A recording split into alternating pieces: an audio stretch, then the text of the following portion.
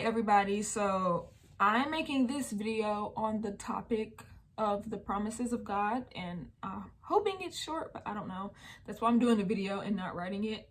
But it's based on a conversation, a very brief conversation that I had with someone else a few days ago, and just briefly touching on what those promises are, what they mean, sometimes having doubts, sometimes having fears about those promises. And so this is just like a reminder, just like a reassurance of the promises and how to really embrace them, how to walk with them, how to talk with them, how to live life with them. And so I just hope and pray that this touches somebody, because I believe that if one person is dealing with it, another person is dealing with the same problem. And I've dealt with this problem as well. So this is not just a subject that's just out of the blue or random, or that you're experiencing alone. This is something that is common. And so I just hope that this video helps.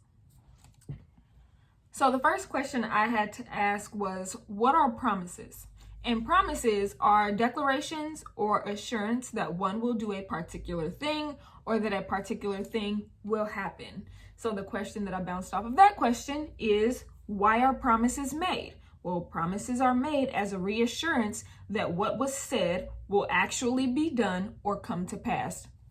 Note that's my own answer. Okay, you might have another one. And then the question that I bounced off of that question was, why do we need reassurance? We need reassurance because we forget and we become fearful and we let our personal emotions and feelings get in the way of the possibility of the promise being fulfilled. I know that was a little much, but that's what I have. So 2 examples of God's promises were 1 to Moses and 2 to the Israelites. So we're going to go to Exodus 3:11. I'm not going to read it because if it'll just be long, but in Exodus 3:11, God says that he will be with Moses. And Moses, if you don't know, is somebody who dealt with a little insecurity, not thinking he was good enough. People won't believe him. He wasn't a great speaker. He didn't feel qualified. And that's all in Exodus 3:11 through like 4:13, something like that. And so those were his excuses. Those were his concerns for why he did not want to take on this mission. But even with that being said, God's message to Moses was that he would be with him. Now we have the Israelites, and we all know God's promise to the Israelites was that he would bring them out of the captivity of Egypt and that he would bring them to the land that he had promised them. Through all of that, the Israelites had problems. They had problems believing and sticking to the belief that God would do what he said he was going to do for them. I think there were 14 complaints overall, and I don't mean small complaints. I mean some major stuff. They were mad because Pharaoh treated them worse when Moses first went to him, which I think I can understand. And then they were upset when Pharaoh spotted them from afar and they went crazy. Like, why did you bring us here? You should have left us back where we were. We were fine. They were upset for bitter water. They were upset because of food scarcity. They were upset because of water scarcity. They were upset because Moses was on the mountain too long. They wanted to kill him. They made a golden calf.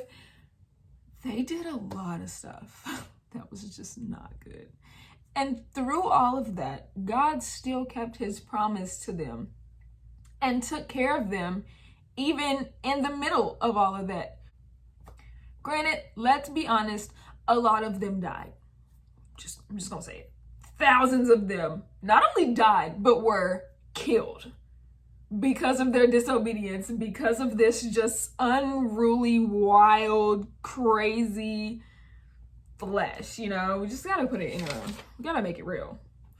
And so through it all, God kept his promise not only to Moses, but to the Israelites. Although Moses was, of course, the leader of this whole group, it's like God knew that Moses wouldn't necessarily struggle with the idea of being brought out of Egypt, nor would he struggle with the idea of being brought to new land. His struggle was with himself, and God knew that. So God had to make a promise to Moses himself and say, listen, this is the position that I put you in. I will be with you, and I know you have these feelings because you done told me, and I already knew probably anyways. But this is the promise that I'm making to you, and I'm going to stick to that. And to the Israelites, he knew. He just knew.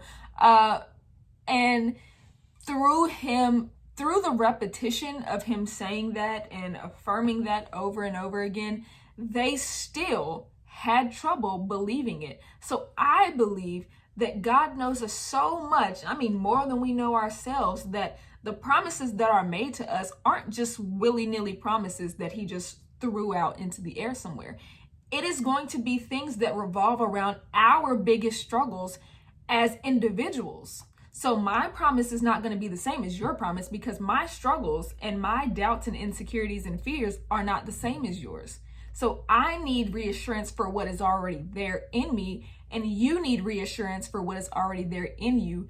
Granted, the concept of a promise, because God is not like man. He does not break promises.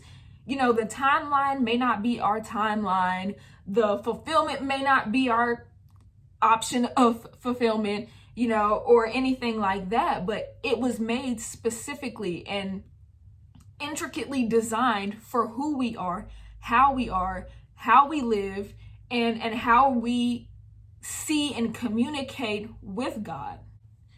And with that being said, the great thing about promises of God is that he doesn't need our approval to do them.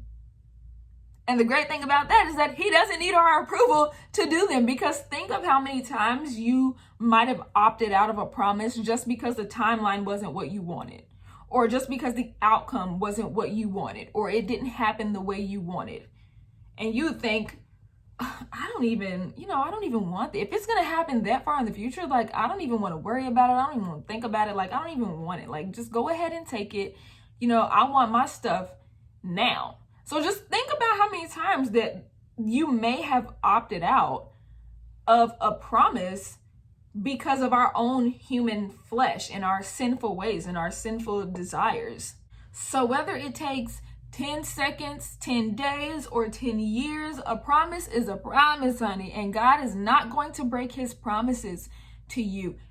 You know what? Matter of fact, the Israelites who first left Egypt didn't even see the promised land, but it was still a promise and it still came to pass. Did they see it? No, we're just gonna blame that on disobedience. So, side note, be obedient. I ain't saying he gonna kill you, but I'm saying, you know, tread lightly. But yeah, a promise is a reminder that something is going to happen. So whether you believe it or not, it's going to happen. Whether you approve or not, it's going to happen. Promises are also not based on how we react to them. So if he gives us a promise and we shrug our shoulder and, you know, scoff, it's still a promise. Whether we rejoice and are glad, it's still a promise. And he cannot break promises because he cannot lie. And Numbers, oh Lord, where's it at? Numbers 23 and 19. God is not a man that he should lie, nor a son of man that he should repent. Has he said, and will he not do? Or has he spoken, and will he not make it good? And Pastor Brent actually said this past weekend, and he said, God will break down our idea of how things are supposed to be. So he's breaking down the idea of whatever timeline you have in your mind. He's breaking down however you think that it will play out. He's breaking down how things will be fulfilled in your mind. And he is doing what needs to be done for you because he knows you and he knows you better than you. And our job is to just wait. And that's hard because we are very impatient beings, understandably, but it don't make it right, you know? And that doesn't mean we are to be stagnant. It doesn't mean that we are to halt our walk with God or halt our ministries or anything like that. And if we can't sit patiently and wait, then we need to cry out to Him. We need to cry out to Him for peace. We need to cry out to Him for direction, for discernment, for patience, for His Spirit, the things that are going to get us through those hard times and get us to the point where we don't have to question His promises anymore, because we just know.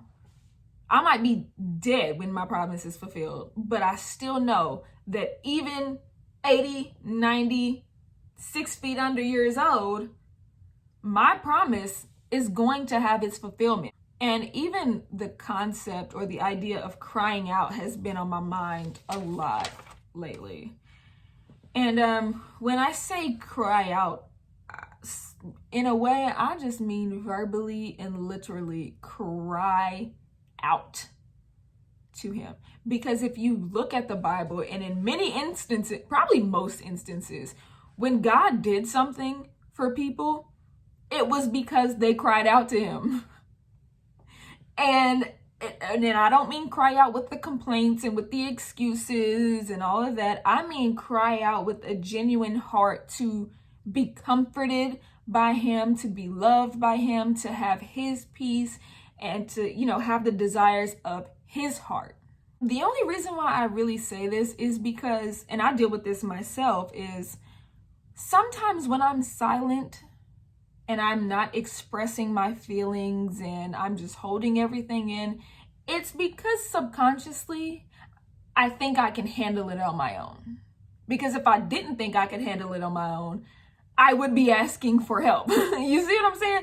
So like, crying out is a way to humble yourself, to put your pride aside and say, listen, I'm missing something. Whether I'm missing you, I'm missing communication from you, if I'm missing just having relationship with you, something is missing and something has got to give. And if it's me that got to give physically, we gonna give, okay? And that means praising your way in your house or in the church with no music, with the loudest music, with a friend or without a friend. You have to cry out and have a genuine heart to get a response, and a response that you may not even like. Like, don't cry out with the intention of saying, okay, can we change the 10-year timeline to like 10 months? But cry out and say, listen, if it's going to be 10 months or 10 years, I need to be ready. Okay? If it's going to be 10 years, my heart got to be ready. My mind got to be ready. How do I prepare for this moment in 10 years? That is the type of preparation and the type of wisdom that we need to be walking in. How do I prepare? You know how many things in life that we don't see or don't get, that might not even be necessarily promises, but just ways that we hold ourselves back because we want things to happen now. We want everything to be our way. We want to do it our way. We want to do it when we want to do it. When He's really just saying, like, just cry out. That's all. Now, long term, there's just some practical things you got to do. Okay, your word, fast and pray, obedience, things of that nature. But a lot of it is just like humility. Like, He just wants us to stop being so prideful.